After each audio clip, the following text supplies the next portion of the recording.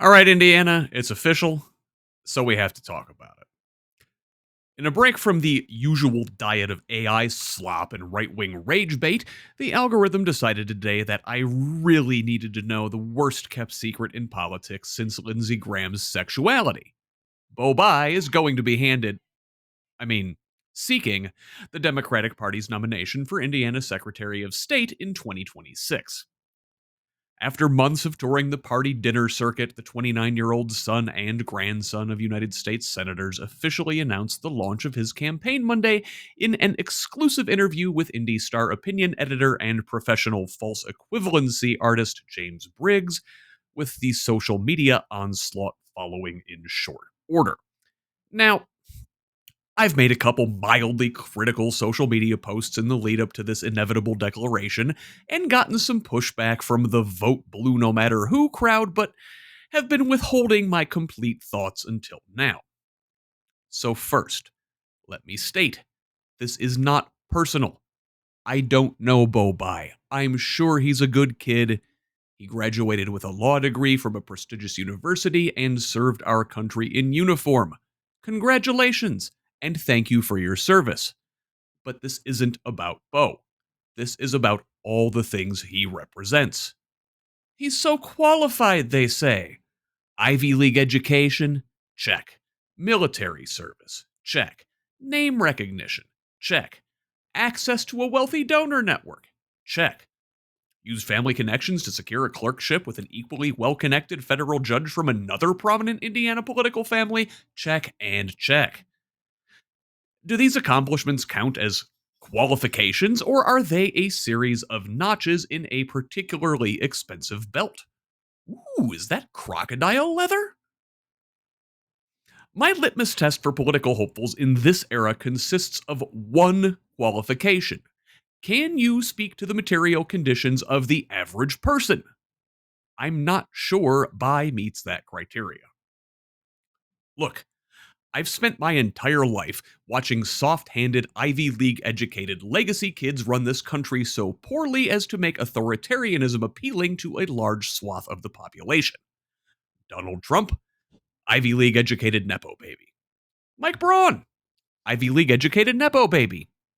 George W. Bush, Ivy League educated Nepo baby of an Ivy League educated Nepo baby. RFK Jr., likewise. Are you beginning to see a pattern? I think it's completely reasonable to be wary of this archetype. I mean, have you seen that movie Multiplicity with Michael Keaton? When you start cloning the clone, you run into unintended glitches. Is it because he comes from money? Yes. Is that disqualifying in and of itself? No. The greatest American president ever, Franklin Delano Roosevelt, was a child of privilege and grew up to be the kind of class traitor we needed to save this country from depression and fascism.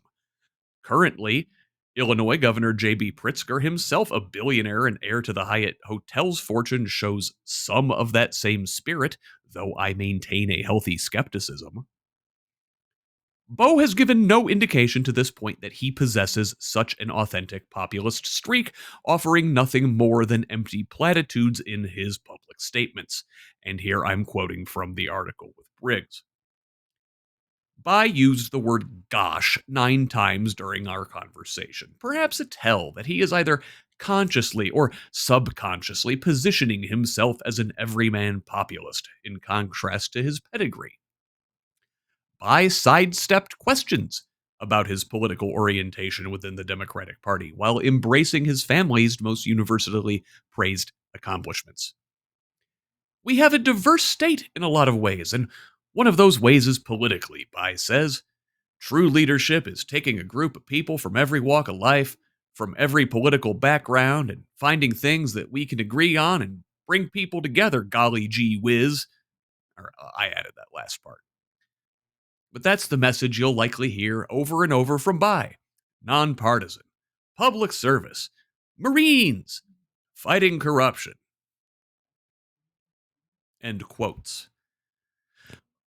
With vapid bromides like that, it's hard to know what you're getting behind. So all we have to go on is the company he keeps. His tired, blue dog, corporate lobbyist old man, and stumbling, bumbling, sexual assault enabling Indianapolis Mayor Joe Hogsett. And frankly, backslapping and sharing the stage with Hogsett at this point makes me question one's judgment. So, until we find out what the kid actually believes, I have to assume Beau Bayh consists of nothing more than a very large bag of donor class cash smuggled in beneath an admittedly very nice looking meat suit. Care to prove me wrong? There is a virtual studio chair with your name on it. If you want to win this race, you'll need to convince the base of the party first.